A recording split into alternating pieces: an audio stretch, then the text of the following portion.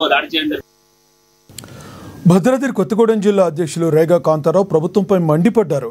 గత కేసీఆర్ ప్రభుత్వం ఎంతో ప్రతిష్టాత్మకంగా భద్రాద్రి జిల్లా అశ్వాపురం మండలంలోని అమ్మగారిపల్లి గ్రామం వద్ద సీతమ్మ బ్యారేజ్ నుండి సీతారామ ప్రాజెక్టు ఎత్తిపోతల పథకం ద్వారా 10 లక్షల ఎకరాలకు సాగునీరు అందించేందుకు శ్రీకారం చుట్టింది.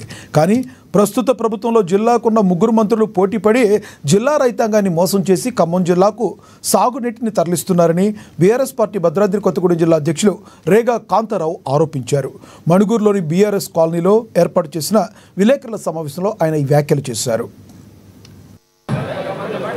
పినపాక నియోజకవర్గానికి సంబంధించినటువంటిది కానీ, అశ్వరావుపేట కానీ, లేకపోతే కొత్తగూడెం కానీ, ఇల్లెందు నియోజకవర్గాలకు సంబంధించినటువంటి 5 నియోజకవర్గాలు భద్రాచలంతో పాటుగా ఖచ్చితంగా నీళ్ళు ఇచ్చేంత వరకు ఈ ప్రభుత్వాన్ని నిలదీస్తూనే ఉంటాం, నిగ్గుదేల్స్తూనే ఉంటాం.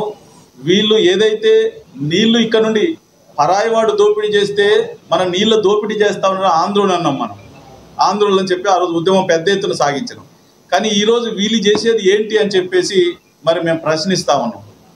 దానికి ప్రధానంగా ఈరోజు మళ్ళీ పెద్ద ఎత్తున ఏం చేస్తూ ఉన్నారు వాళ్ళు, రైతాంగానికి మేమేదో ఒరగబెట్టినాం కాబట్టి మేము రైతు భరోసా ఉత్సవాలు చేస్తూ ఉంటామని చెప్పేసి పిలుపునిచ్చారు. ఏమయ్యా, ఫస్ట్ మొదలులోనే 100 రోజుల్లోనే నేను రాగానే రుణమాఫీ అని చెప్పినావు, రుణమాఫీకి జెండా ఊపినావు, రైతుల నోట్ల మన్ను కొట్టినందుక నీ రైతు భరోసా ఉత్సవాలని అడుగుతా ఉన్నాం.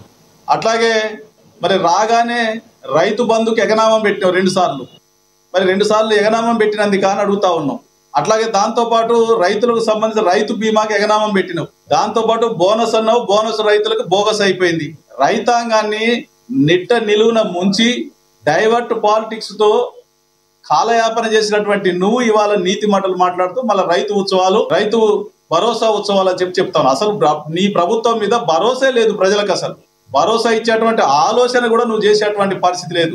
ఇంత దౌర్భాగ్యమైనటువంటి ప్రభుత్వాన్ని ఎన్నడూ చూడలేదని చెప్పేసి ప్రజలు నెత్తి నోరు కొట్టుకుంటా ఉన్నటువంటి పరిస్థితిలో మరి ఈ జిల్లాకు చేసినటువంటి అన్యాయాన్ని, ఈ జిల్లాకు చేసినటువంటి రైతాంగాన్ని ఇబ్బందులు పెట్టినటువంటి పరిస్థితిని దృష్టిలో పెట్టుకొని 6 మంత్రులు వచ్చిర్రు. ఇరిగేషన్ మంత్రి ఉత్తమ్ కుమార్ రెడ్డి గారు, ఇన్ఛార్జి మంత్రి కోమటిరెడ్డి వెంకటరెడ్డి గారు, ఈ జిల్లాకు సంబంధించినటువంటి 3 మంత్రులు, వీళ్ళతో పాటు ఇంకొక ఎవరు మంత్రి వచ్చాడు. బాపట్ల జిల్లా అద్దంకి ఎంపీడీఓ కార్యాలయం ఎదుట గ్రామ